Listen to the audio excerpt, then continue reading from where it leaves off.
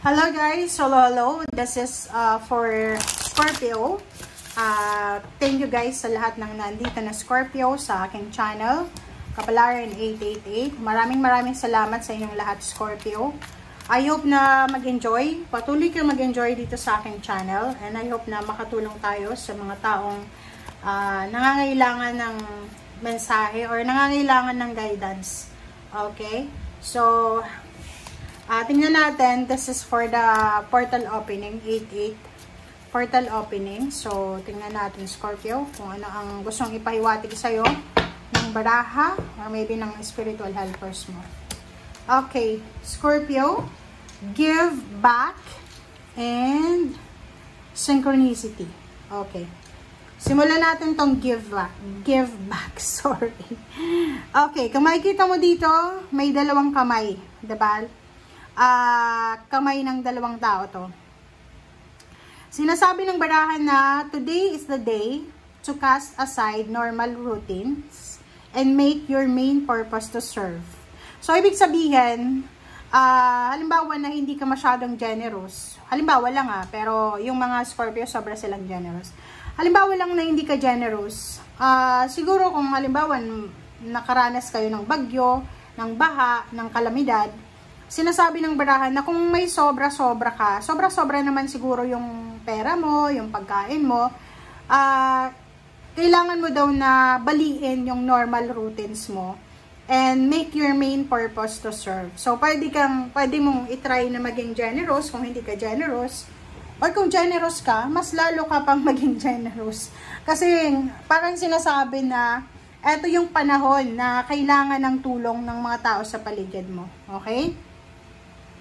Eto yung parang sinasabi sa'yo, Scorpio, na kung magbibigay ka daw, giving back without any thoughts or expectation of getting anything in return. So, parang pag nagbigay tayo, wag nating i-expect na may kapalit yun. Kumbaga, magbibigay tayo ng free, di ba? Na wag nating isipin na, yun, pwede kang tumulong sa mga taong hindi kaya nilang ibalik yung itinulong mo sa kanila. Okay? Kaysa doon sa tumulong ka sa alam mong mayaman na, no, dapat tumulong ka daw doon sa mga taong may kailangan talaga. Okay. So, yun. Kung may mga kapamilya ka na may kalamidad or kung ano mang pinagdadaanan, emotional problem, financial problem, mag-reach out ka daw and touch other people's spirit. Okay? So, kasi kailangan nila to Kailangan nila ito sa ngayon. Okay, next card natin, Scorpio, is synchronicity. Synchronicity, are you noticing the signs of synchronicity the spirit world has been sending to you at this time? So, may mga nararamdaman ka ba na mga senyales, symbols, mga pakiramdam? Like for example, yung sobrang lamig sa lugar nyo, tapos sobrang pakiramdam mo na sobrang mainit.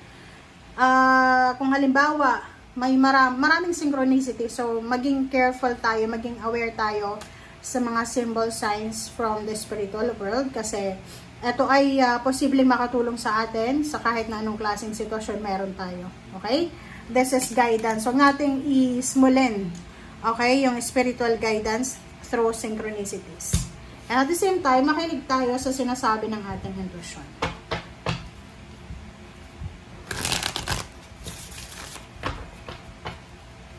Okay, Scorpio.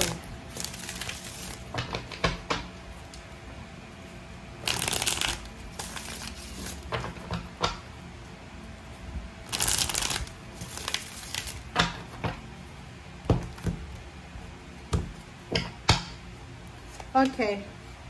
The Strength card and Ace of Swords. Strength card and Ace of Swords. Okay. Wow. Ang ganda. Okay, Scorpio, paki-comment sa comment section ha. Meron ditong posibleng good news. Pwedeng makatanggap ka ng isang balita, napakagandang balita regarding sa yun, like help. So, maybe ikaw yung may kailangan ng tulong or posibleng ikaw yung may kapasidad na tumulong. So, if ikaw ay may kapasidad na tumulong, pwedeng ikaw yung tutulong sa isang unemployed na tao para bigyan ng trabaho. Or maybe ikaw to na kailangan mo ng tulong, isang kakilala, isang kapamilya, ang posibleng tutulungan ka na makuha kung ano man na tulong ang kailangan mo. And there's a karma here, good karma. So sinasabi ng bara sa'yo, Scorpio, na lahat daw ng tulong na gagawin mo ngayon ay ibabalik yan sa'yo ng karma. Kumbaga, it's either positive or negative siya. Depende sa kung ano yung gagawin mo sa ngayon. Okay? Okay, Scorpio. Okay. So, nakikita natin dito isang unexpected love offer ang posibleng matatanggap mo. And if you are in a relationship or maybe if you are married or pwedeng live-in partner, yung taong ito na unexpected na papasok sa buhay mo ay o-offeran ka niya ng kasal. O-offeran kayo ng freedom sa kung ano man na kasalukuyang pinagdadaanan mo. Okay? Comment down below if you resonated. Okay. Four of...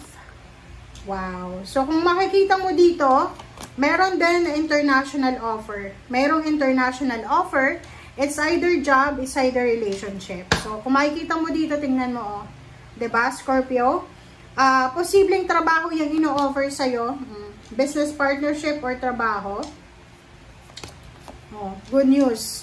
So, sinasabi ng bara sa'yo, Scorpio, na ihanda mo ang sarili mo kasi simula ngayong August 8, possible na magkaroon ka ng mga offer. Love offer, wedding, new job, new career, business partnership, or collaboration. Or maybe merong good news about pregnancy, about new job, about anything na bago sa buhay mo. Okay? Okay, so let's confirm. Diba? So, sinasabi sir dito, Scorpio, na kung ano man tong trabaho na matagal mo nang hinihintay, maybe you're waiting for the job, or maybe you're waiting for a contract, or maybe you're waiting for the business to open. Sinasabi ng barahan na to na andito na. Okay? So, nandito na. Ihanda mo ang sarili mo kasi like maybe kasal or maybe trabaho yan.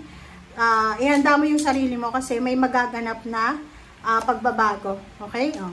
Yung iba, maybe parang salary increase or higher position. Maybe yung iba is, ano siya, relationship. Yung lalagay sa tahimik, mag-aasawa. Or maybe yung iba, babalik sa Pilipinas kung ikaw OFW. Or maybe yung iba ay mag-move on na from their past. Or maybe yung iba ay nakafocus sa pag-iipon ng pera. Okay? Thank you guys for watching. Bye!